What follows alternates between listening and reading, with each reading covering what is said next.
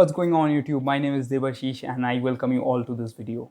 So from the title you might have already understood what this video is going to be all about. So virtual machine detection is nothing new. Different malware families have been doing this for several years to detect presence of virtual machine. But in today's video we're going to discuss how a browser-based malware or browser-based exploit can detect presence of virtual machine using pure JavaScript. So I hope this video is going to be interesting for you. Now without wasting any further time, let's jump into our whiteboard. Hello everyone, welcome back to the whiteboard. So the technique we are going to discuss to detect virtual machine using JavaScript is called WebGL technique. So let's try to understand what WebGL is. As from the name only you should be able to understand, WebGL stands for Web Graphics Library. So it's a JavaScript API for rendering high performance interactive 3D and 2D graphics within any compatible web browser. And WebGL is pretty flexible, so you don't need any additional plugin to be installed with your browser to be able to render graphics using WebGL. So on a high level, you can consider it as a API that actually allows JavaScript developer to directly interact with your computer's graphics card. So this is a very basic architecture of WebGL. Although WebGL is a very complex topic, I found very basic architecture which actually explains WebGL really well. And that should be adequate for us to be able to understand how we can detect virtual machine using WebGL. So WebGL is a JavaScript API. So the JavaScript developer usually interact with WebGL using the API that is provided by the browser, and the calls will eventually move forwarded to the operating system, and the operating system will eventually process the calls or the graphics using the actual hardware graphics card that is present in your system. And once this graphics are processed, it will be sent back to the browser, and that will be written on a canvas. So the JavaScript can directly interact with that canvas object that is created by the JavaScript developer to render graphics. So before we get into the actual point, one more thing we have to understand: what is WebGL extension. So WebGL supports one API which is known as get extension. So it actually allows JavaScript developer to access certain WebGL extension. So as you can see in this Mozilla Developers Network page, the WebGL rendering context.get extension method enables a WebGL extension, and this is the syntax, and this the parameter that it accepts is the name of that extension you are willing to access. And here are some of the examples. And this also actually lists down most of the commonly used extension that are supported. As you can see, these are the extension. For virtual machine detection, the extension that we are going to use is called WebGL Debug Render Info. So as you can see, the WebGL Debug Render Info extension is part of WebGL API, and it exposes two constants with information about graphics driver for debugging purposes. So basically, using this particular extension, you can directly query the graphics card of your system and get several debug information from that. So the debug information sometimes actually may have different critical information about the system. So we are going to abuse this WebGL debug render info extension to detect whether the certain JavaScript code is getting executed within a virtual machine or not. Now let's understand steps required for virtual machine detection using WebGL. So the first thing that we have to do is create a canvas element. Why we need that? As we have seen in this diagram, the JavaScript actually interacts with that canvas object. So for that we need to create a canvas object. So I'm going to use JavaScript console to be able to explain all the steps. So as the first step is create a canvas element, let's do that. And the next step is initialize the GL context. How we can do that? So we have initialized the GL context. After that, the next step is access WebGL debug render info extension. So before we can do that, we have to first verify what are the supported extensions in your browser. So let's see how to do that. If you access this API get supported extensions, what you can see, it has listed down total 32 extension that is supported by your browser. And as you can see, WebGL debug render info is present, so we should be able to access that particular extension. Let's use the get extension method that we have seen to access that particular extension. This particular debug info object should be able to and now using this debug info object we should be able to access certain attribute of this particular extension. Now let's see if we can enumerate the vendor of your graphics card that is present on your system. So how we can do that? Now if you just console.log vendor, you can see that right now it is Google Inc. Now let's try to query the renderer name.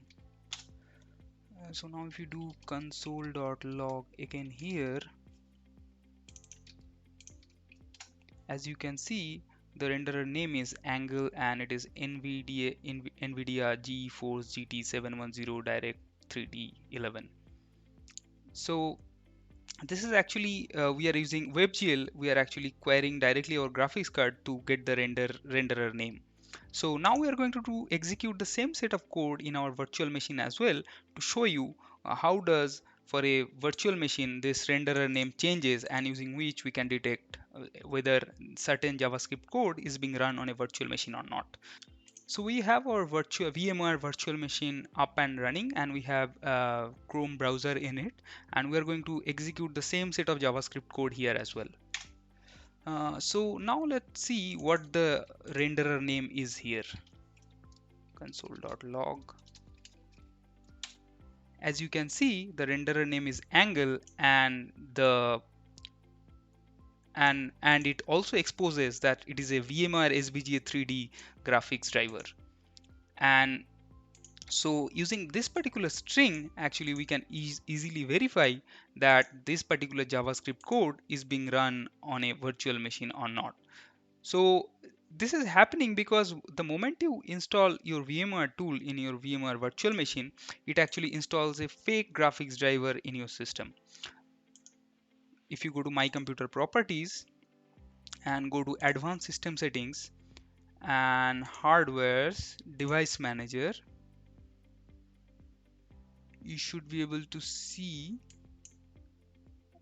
display adapters is VMware SVGA 3D. So this is installed. This is a fake graphics card driver that is installed when you install VMware tools in your VMware virtual machine.